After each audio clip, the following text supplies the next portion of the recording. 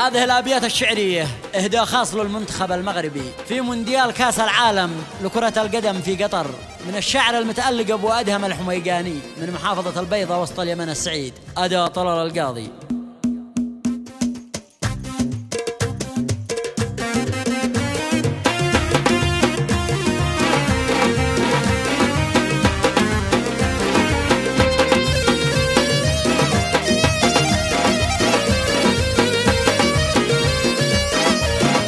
يا منتخب مغربنا حقق الله امانك، بيضت وجه العرب قاصي وداني، ارض اليمن دوله شعبا يهنيك، فالف مبروك يا اطلس الاماني. من حقنا يا المنتخب نفتخر فيك ونقدم التبريك لك والتهاني، بلغ سلاطين الغرب والمماليك، احنا الشموخ والمجد من دون ثاني، على الحكومة حقكم انت كفيك وتكرمك مثل الشعوب الثواني، لنا الشرف نعتز بينك ونغلق، والشكر والتقدير لك وامتناني، هزمت اليهودي وسحقه يكفيك، وسم شرف رغم الحقود الاناني، رغم المآسي والمحن الذي فيك، فوزك عليهم اصبح احلى الاماني. يا مغربنا عشت الله يحييك، يشهد لك التاريخ والزماني، ان حاول المعتوب المال يغرق، فالمجد باقي لكن المال فاني. ابدعت في لعبك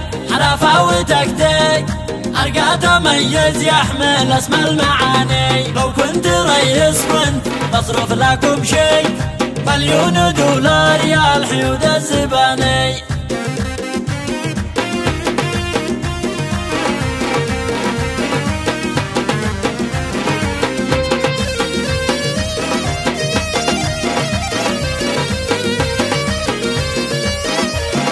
يا منتخب مغربنا حقق الله امانك، بيضت وجه العرب قاصي وداني، ارض اليمن دوله شعبا يهنيك، فالف مبروك يا اطلس الاماني. من حقنا يا المنتخب نفتخر فيك ونقدم التبريك لك والتهاني، بلغ سلاطين الغرب والمماليك، احنا الشموخ والمجد من دون ثاني، على الحكومة حقكم انت كافيك وتكرمك مثل الشعوب الثواني، لنا الشرف نعتز بينك ونغلق، والشكر والتقدير لك وامتناني، هزمت اليهودي وسحقه يكفيك، وسم شرف رغم الحقود الاناني، رغم المآسي والمحن الذي فيك، فوزك عليهم اصبح احلى الاماني. يا مغربنا